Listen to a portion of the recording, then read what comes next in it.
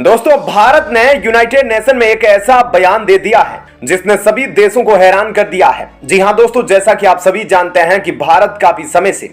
UNSC में स्थायी सदस्यता के लिए प्रयास कर रहा है और इसी कड़ी में भारत ने एक ऐसा बयान देते हुए कहा कि या तो यूएनएससी में सबको समान अधिकार मिलना चाहिए या फिर सभी परमानेंट देशों से वीटो छीन लिया जाना चाहिए, नहीं तो भारत ही यूएनएससी छोड़ देगा। ऐसे में भारत की इस बयान के बाद से सभी देश हैरान हैं। अब आपको इस खबर के बारे में पूरा डिटेल में बताते हैं कि क्या है पूरी खबर।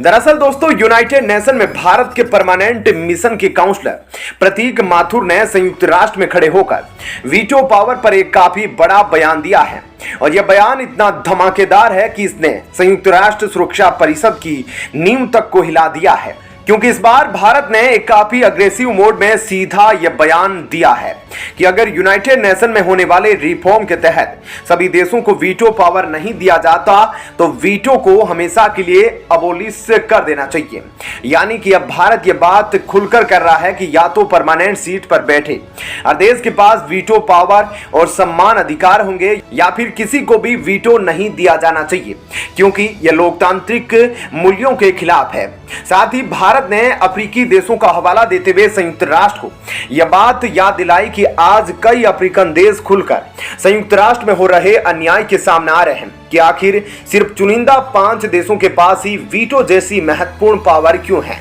क्योंकि यह इंटरनेशनल लेवल पर डिसीजन मेकिंग को एक तरफा बना देता है, जिसे हम डेमोक्रेटिक नहीं कह सकते। और अगर इतना बड़ा संगठन है डेमोक्रेटिक मूल्यों का पालन नहीं करता तो इसमें बने रहने का क्या मतलब बनता है, क्योंकि आखिरकार इस संगठन के तहत जो फैसले लिए जाएंगे वे मात्र चुनिंदा देशों के ही इंटरेस्ट होंगे। दोस्तों, सिर्फ इतना ही नहीं बल्कि इससे पहले वीटो पावर पर भारत ने एक और बड़ा बयान देते हुए खुलेआम यह बात कही थी कि आज संयुक्त राष्ट्र सुरक्षा परिषद में मौजूद स्थायी देश अपनी वीटो पावर का इस्तेमाल राजनीतिक हितों को पूरा करने के लिए कर रहे हैं और इस संगठन में नैतिक मूल्यों को ध्यान में नहीं रखा जा रहा, जिसका नतीजा हम साफ तौर पर देख सकते हैं कि कैसे संयुक्त राष्ट्र लगभग हर बड़ी वैश्विक चुनौतियों को काउंटर करने में नाकाम रहा, चाहे हम फूड क्राइसिस की बात करें या एनर्जी क्राइसिस की बात कर ले या फिर यूक्रेन वॉर की। यूनाइटेड नेशन ने हर जगह काफी खराब परफॉर्मेंस दिखाई है। उसकी वजह से अब अधिकतर देशों का भरोसा इस संगठन से उठ चुका है। वहीं पर भारत की हां में हां मिलाते हुए संयुक्त राष्ट्र के प्रमुख एंटोनियो गुटेरेस ने खुद ही यह बात स्वीकार की थी कि आज दुनिया भर के ज्यादातर देश संयुक्त राष्ट्र में बदलाव का समर्थन कर रहे हैं, जिससे यह बात साफ हो गई है कि परेशानियां यूनाइटेड नेशन की लीडरशिप में नहीं बल्कि उन देशों में है जो आज परमानेंट सीट पर बैठे हैं और दूसरे देशों के साथ अपनी ताकत साझा नहीं करना चाहते,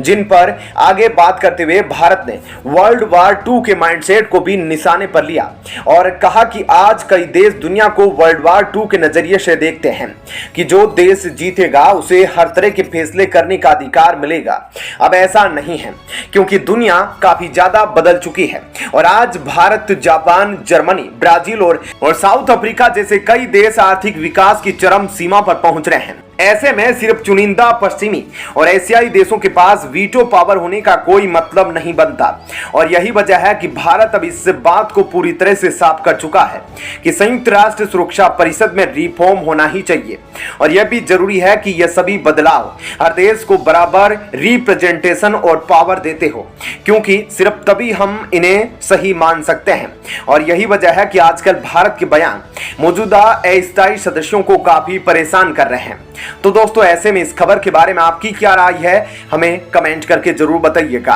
और अब आपको बताते हैं ऐसी ही एक और बड़ी खबर। दोस्तों, अब हाल ही में अमेरिका ने कुछ ऐसा किया जिसने ब्रिटेन, फ्रांस और दूसरे देशों की धड़कनें बढ़ा दी है।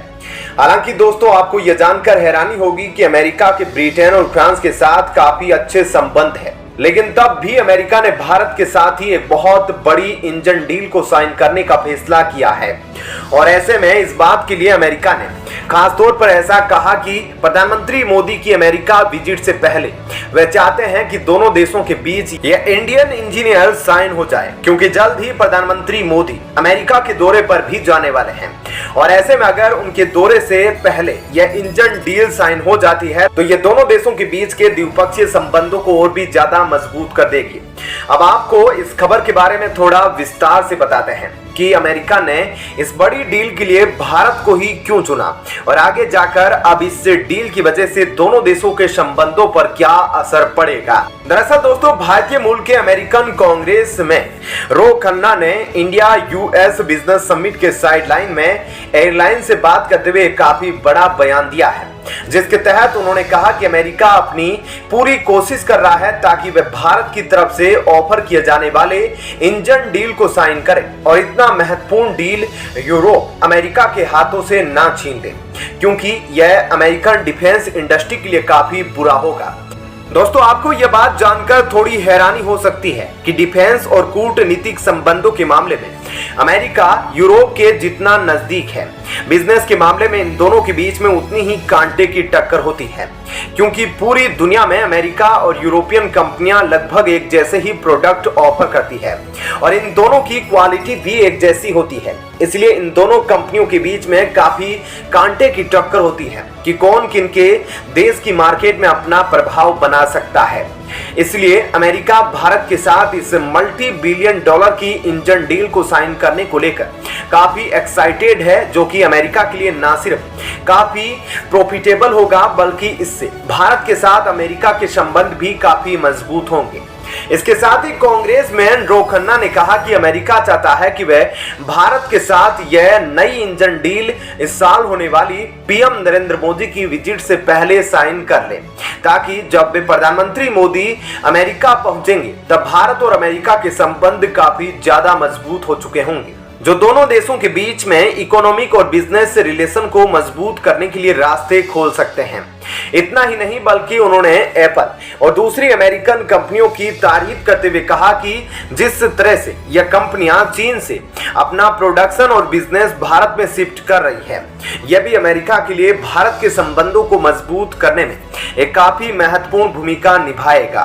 कुल मिलाकर भारत अमेरिका के साथ इंजन डील को लेकर काफी आतुर नजर आ रहा है और ऐसे में दोनों देशों के बीच यह काफी बड़ी डील होने वाली है, जिसने ब्रिटेन, फ्रांस और दूसरे देशों की धड़कनों को बढ़ा दिया है और उनको भी सोचने पर मजबूर कर दिया है कि आखिर अमेरिका ने इतनी बड़ी डील के लिए भारत को ही क्यों चुना, जबकि और भी दूसरे बड़े देश हैं जिनके साथ अमेरिका के काफी अच्छे संबंध हैं, तो अमेरिका इस डील के लिए उनको भी चुन सकता था। ऐसे में भारत और अमेरिका के बीच इस डील के होने के बाद दोनों देशों के बीच के विपक्ष के संबंध और भी ज्यादा मजबूत हो जाएंगे और साथ ही इसका असर भारत की अर्थव्यवस्था पर भी पड़ेगा।